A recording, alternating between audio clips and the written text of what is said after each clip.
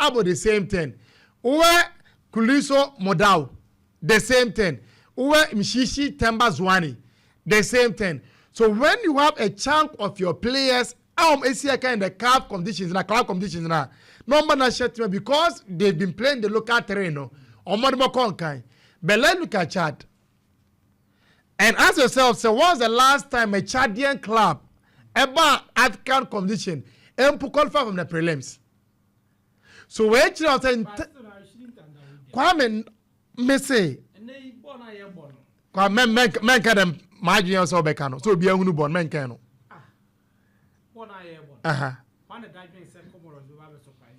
Sana massa. Almost share, almost share. Why not? Or two of my mua, Anyan woman. Because.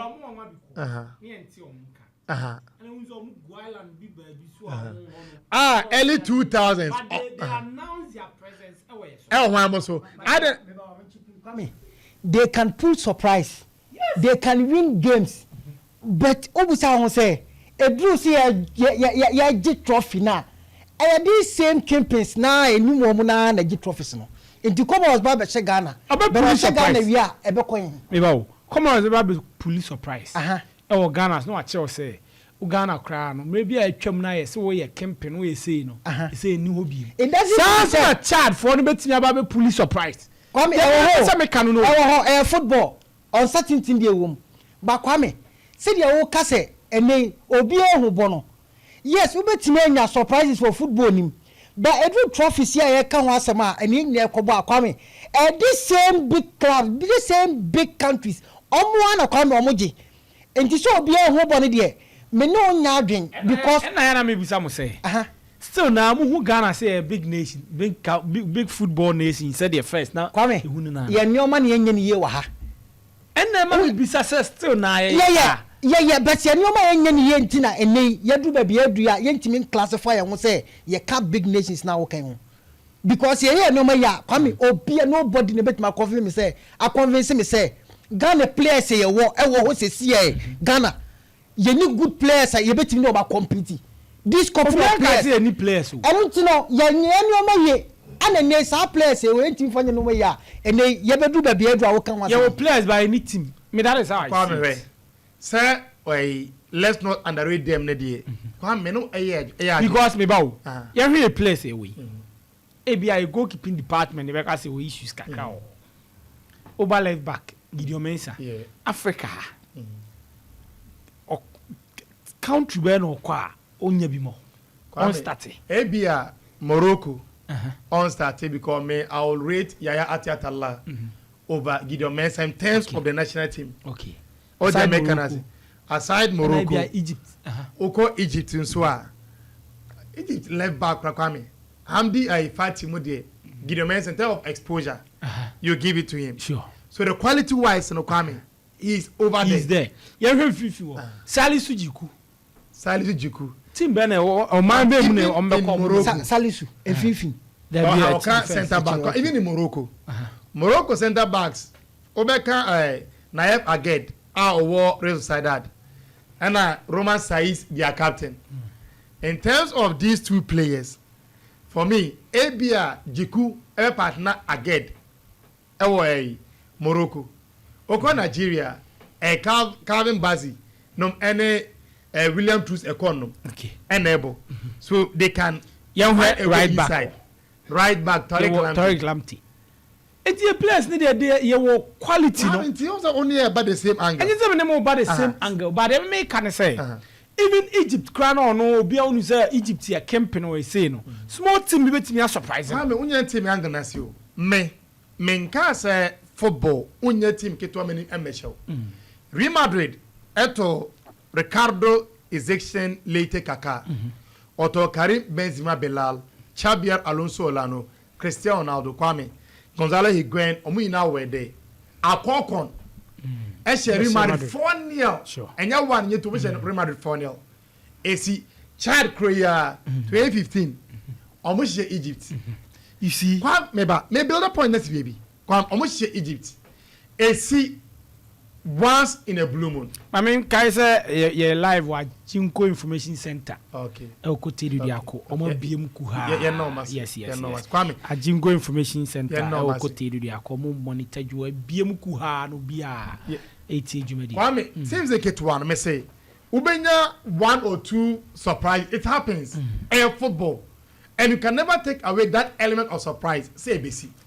But Kwame, when the going gets tough, that's when the tougher gets going. And to your mind, at Ghana, not already, Afcon Kwame want to qualify you. Now with the group, on my obekase ono, ebeti me opposite threat at the amount. Mali.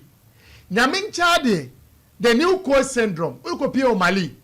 Ego share Mali or Mali fee. Emma, Ube PM fee. Now you call on my fellow Chad Somra. Chad are equipping boys of the group. Obia Ebunubi. Said the uncle Betty Masha Obia.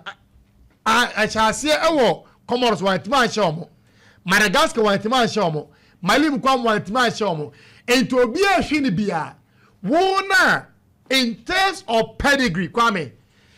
Ochano and the current form, individual players. Because I agree, sir, you can have players, but not necessarily having a team. And Ghana, we all agree to the fact, sir, you were individual players. And then make a good say, with these individual players and their quality, no, you don't need your coach to tell you the task at hand. And much be said, come the idea. Yeah, they extended your goals scored in the group. Sadia Benya, a do diade. Never say a goals scored in a bear team or qualifier. Nanya or Otulon, or from your echo. And to show myself, Chad, now I'm one to my room and share the cassette. Now, when 1-0, what signal are you sending across? Whereby, on my bit is a Cote d'Ivoire, for much I might get to say, last Afcon confirmation might be 10. Nigeria should be 8 and 9. What do I make an say? Almost 8-9 now. What may be at the bomb as 8. The giant has what awoken. Or minor, no yet the precursor. Or minor, no yet the pioneers. Or minor, near say or yet Brazil or Bimemu and Waside. Ah, sorry. Number so share chat. No, so just say, Yama, Joe Mujumo, ADA. No more I saw them. Omasko Masalachi, Omako, Nanamuso Gunsa Kwame. And now you're ready to play in the Afcon because I say, sign the money to Kwame, almost each and everybody in the world, who percentage wise are. You are some Yamere, Edward Pa, or Biano Quavas as so many Yami. And to also born by Kwame, child from the Munimi. So they also pray, but the facts who pray, Obon Pay, say, they are all through their pandemic. Ye piano and also boado or buano. So when you sit down there and the players make it their duty, say they are going into this game, say Omuko representing the white jersey of Ghana. They should know that this is a jersey that the former players wear with distinction. Walk up, Kwame Eshasiano, Nagana ni qualify bi. Yamen Chadie, a bedroom take 2 nations, no, Kwame, Ghana Timia, qualify. For the first time in 2006. And over here at that time, year Togo, Muina Air qualify Angola qualify for the first time, Cote d'Ivoire for the first time into that tournament. From that tournament, Togo and qualify you. On my first Angola and qualify you. But Ghana, ye chance ye no, ye mbeswa ye day, and re, ye go 2-10, ye go 2-4, ye go any massy, like I'm still a day, ye qualify ye. 2022 young, sorry, 2022 you qualify, 18 young qualify. So this account, also making a debut in the World Cup, no, always you make what an appearance 3 out of 4. What about percentage? 75% success rate. And Charles also. That's all minor. Or Master extended the World Cup teams, no. First, Nanka Udi first every year and Kauye. More D first, Nanka 1-1-1-1 Master. Now Ben Funia Queen no.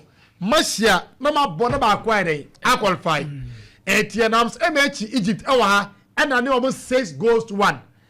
Eti Satan Pocam no more, ye qualify na near the first near day na qualify and at the second na ko intercontinental one na kwame yes to Chad a bomb e one mo na metia na ka kire omo fie say omo je omo djuma di omo di ko pa ma sa timi because Chad kwame e yo man men na bo tie Morocco na ko ka se sa dia a djuma ye di no man mu nyina no ye jai na kwame na Chad na bomb pa e agun so na dam so a Morocco na ba bende Cote d'Ivoire African champions na ba bende Nigeria kwame ya bomb no ye can see Nigerian come empire and say ya go against Nigeria and na make a good say Chad kwame omunyo sebi on my mubia no disrespect to them kwame say sa omunyo my mubia na me be say mo be kan bi kwame ye ne Comoros ko bono na obi anim Comoros o Chad no mon qualify omun qualify